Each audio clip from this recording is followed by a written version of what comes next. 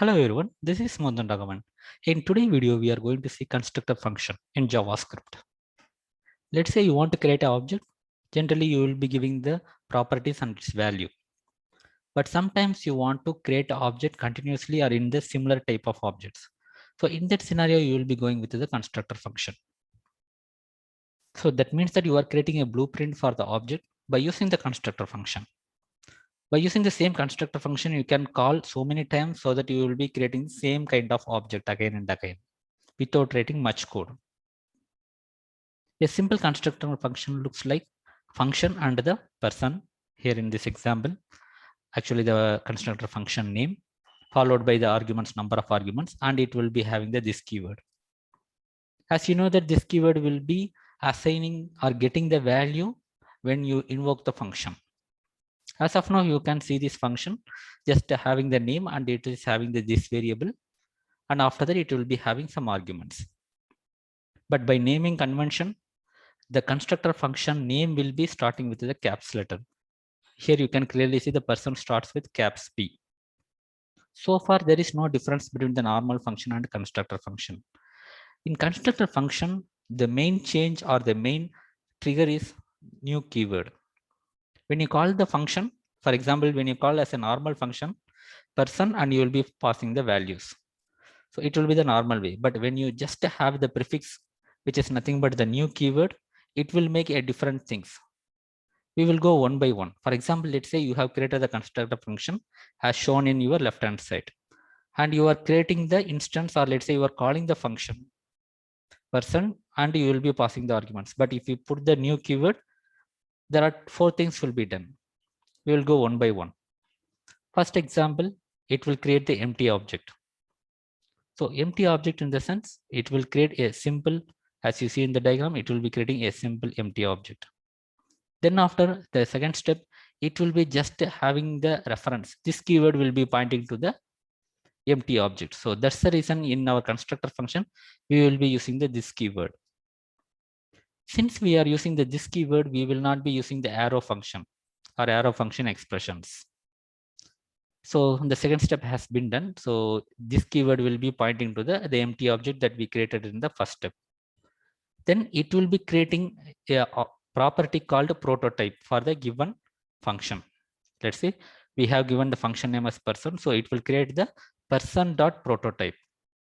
So which means that this will be the prototype object for all the instances or all the objects that you are creating by using the constructor function. In simple, whatever the objects you are creating, person.prototype is the object will be the a prototype object. That means that it will be shared among all the instances. So if you want to just check this one, you create one instance and you see the property, if I mean underscore proto, it will be pointing to the person.prototype that we will be seeing in the coding session. So the next and the last one will be the returns the person object. Here, if you see like a code wise, as per our example, first it creates the empty object and this keyword pointing to the object. So that's the reason when you invoke the function this dot first name, this is pointing to the empty object. So it will be having the first name and last name assigned whatever the values we are passing.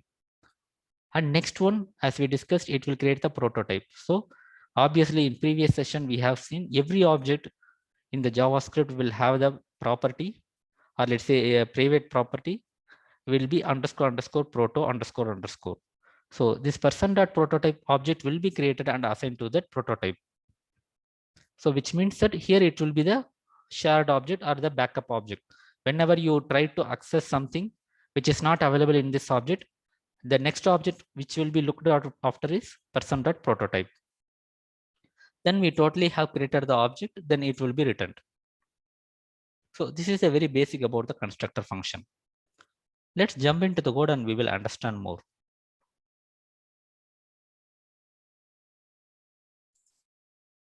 Here you can see the first few lines will be just like a constructor function.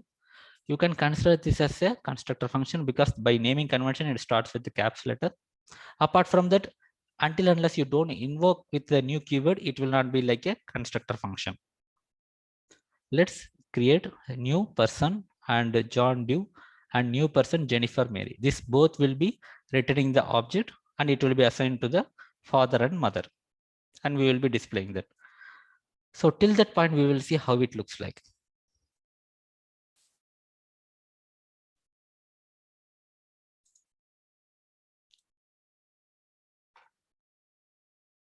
Node and constructor function. Here you can see in previous cases and all, you will be seeing only the object, but here you can see this object is type of person. So there are different other utilities that you can use it and you can confirm which type of object it is. But if you just print it there itself, you can clearly see this is the type of person object. So this is a very basic block to create the blueprint. In other languages, they will call it as a class. Even in JavaScript, we have the class, but under the class, we will be doing the same kind of prototype inheritance. So let's say we have created the person object for the mother and mother. So that are the variables. So that's what we are displaying here. And now we will just discuss about the common object or the backup object. When you call, let's say, for example, here you can clearly see person has only two values or two properties, first and last, and the values are John and Doe for a different object, and another object, it has the Jennifer and Mary for the different values. Let's consider I want to create one common function. If I create in the same constructor function, let's say when you create the constructor function, only if you start creating some function or some common parameter, that will be copied for each and every object that you create by using the same constructor function. That may not be the code efficient or that may not be the memory efficient. So for that reason, we know that we have the common object or backup object, which will be created by using the new keyword, which is nothing but in our case, person.prototype. So let's consider this line. We know that person.prototype, currently we don't have any properties to that. So it has created the backup object. It will be empty. So let's create one function to that, or let's attach a function to the person.prototype. It's simple like person.prototype.greet, and we are attaching on a simple function, hi all, which is a common function across all the objects that will be created using the person. Right now, let's say you call this. So as you see here clearly, the person has only two properties. So this object will not have anything called greet. So then it will be going to the __ proto. So that will be pointing to the person.prototype. So that's the reason person.prototype, we have attached already the greet function. So obviously it will execute from there. Here you can see both the times it's executing from the same person.prototype. So here one thing to be noted is person.prototype is the backup object, or let's say reference object, or let's say shared object, whichever the objects got created using this constructor function. But even person is the function, it will have its own prototype. That means that the person is the object, you know that, and it will have the private property, which will be called as like __ proto. So there is different thing, person.__ proto, which means that even person is the function. Function will have a different methods. But when you write the function, you will not have call and bind method, right? But when you call and bind method over your function, it still works. That means that even function will have the prototype that will be taking from the above level. So in simple words, person.__ proto is not equal to person.prototype.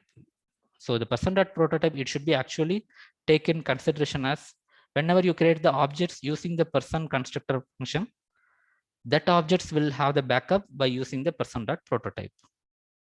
In simple, let's say you use the person constructor function and you created the father as the object, right? So father.proto, it will be pointing to the person.prototype. In this case, it should be true. And same way as we discussed earlier, person.prototype, again, it's a shared object for all the instances. That is clear.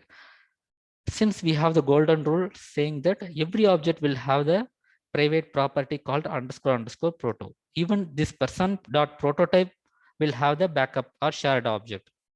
So that will be object itself. Because we have discussed in the prototype inheritance, very top level will be pointing to the object. That also we will confirm here by using this line number 20. And person.prototype, Let's say you are getting some person.prototype, but how can you make sure that it is pointing to the person function? So there is another property for the person.prototype which we are not setting. Obviously, it will be set by the backend, or which will be set by the new keyword that will be having the function itself. So you can see the entire copy of the person function in the person.prototype.constructor. So which means that whichever the constructor you are using to create the person, that will be having a backup, or let's say copy in this object. But apart from this, we can add some more properties or functions which will be shared across all the instances of the person constructor function. Let's save this and again clear. Here you can see till this point we have seen greet function. After that you can see father.proto. The father object will check for all the things. For example, first and last, it does not have anything called greet. Then it has to look something, right? So that will be the person.prototype. So how can you set that? So you will be setting that object.proto will be pointing to that. So it has been set by the new keyword. Whether it is true or not, so it is true because both are same. And after that person.prototype, we know that is object already we discussed. The even further the backup or shared object is object itself. And we know that the top highermost hierarchy level object, and it has no prototype. That means that the even it will have the underscore proto, but it will not have any object assigned to that. It will be null. So that's the reason you can see here the very topmost level you are getting as a prototype object. That object does not have anything. It is pointing to the null. And after that person.prototype.constructor. So that means that this is the shared object by whom, or for which objects, which kind of objects. So that is given by the person.prototype.constructor. That means that it is telling, it is pointing to the function person.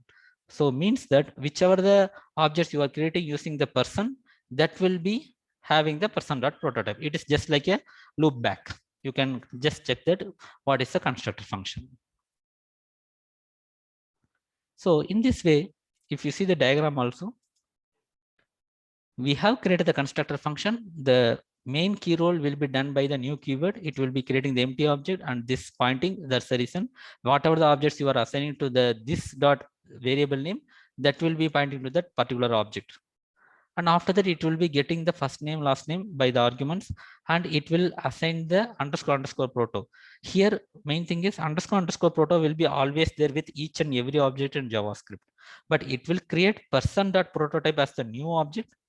That object will be shared across all the instances of this constructor function. And at last, it will be returning that one. And apart from that, we have simple examples. So how to create the different objects by using the constructor function. And we have discussed how to attach a separate property to the person.prototype so that it will be shared across all the instances from the same person constructor function. And after that, we have seen whether this object.proto is equal to the person.prototype. Yes, it is showing as a true. So it is another proof for our theory part. And we have seen person.prototype also is an object. Even every object will have prototypes. In the same way, person.prototype also will have the prototype object. So that will be the object in this case. And the object will not have any prototype object backup. So that will be null as we discussed. So that also we are seeing here. And the person.prototype will have its own constructor property that will be pointing to the same back to the original function, person function. So these are the main things that we have discussed about the constructor function. So this is all about the constructor function. So thanks for watching and have a great day.